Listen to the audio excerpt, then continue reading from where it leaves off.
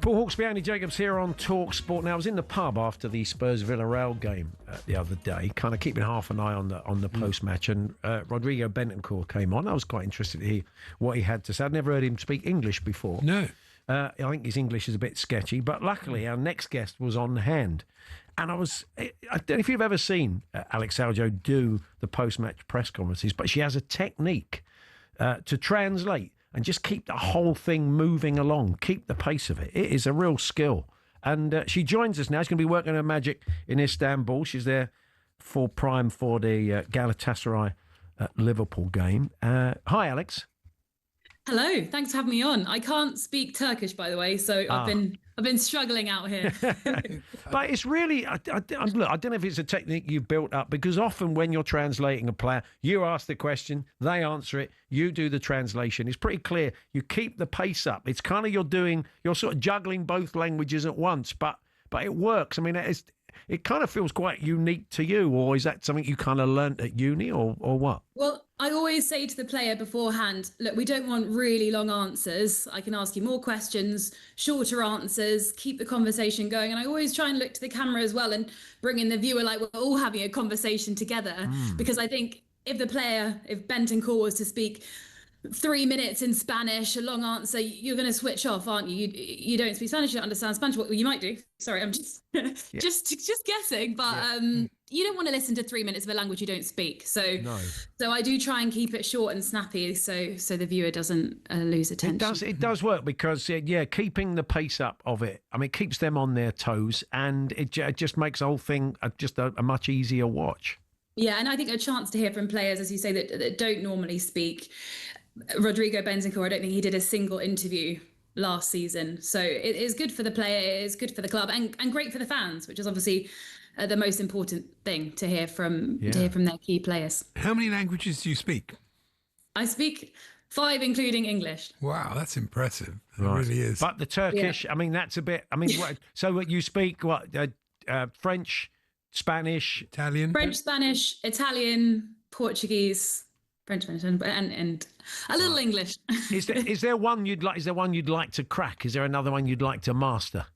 I think I'd like to learn German. Okay. Could be useful. A lot of German players. But then the German players all tend to speak really good English, though. That is true. That is very true. On to tonight. It should be an interesting game. There'll be plenty of players for you to speak to in the languages you do know, of course, after the game. Yeah. Plenty of players to speak to, Liverpool players. Ekitike spoke yesterday to a colleague of mine, but he's got great English. He spoke ahead of the game, which implies he will probably be starting tonight, rested, an enforced rest, should we say, at the weekend after that red card for taking his shirt off, but expected to start, which would mean Alexander Isak would start on the bench, not fully fit yet after a complicated summer.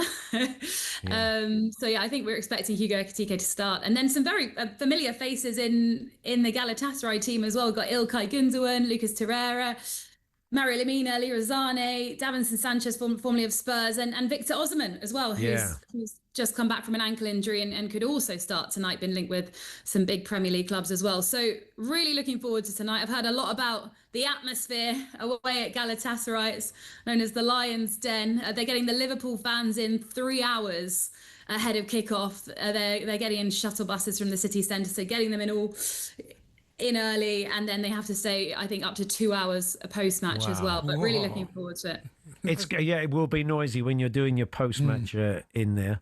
And one of the features they've got, Dean Saunders is on the sports bar tonight. Graeme Souness and Dino sat down with Gabriel Clark to talk about the 96 Turkish Cup final when Graeme planted that flag on Fenerbahce's pitch. So that should be interesting. You got me? Yeah. No, the flag, yes, which he planted on Fenerbahce's pitch, which turned him into an immediate legend at the club, is actually in the club's museum, because I saw it with my own eyes yesterday at the stadium, which is just behind me here.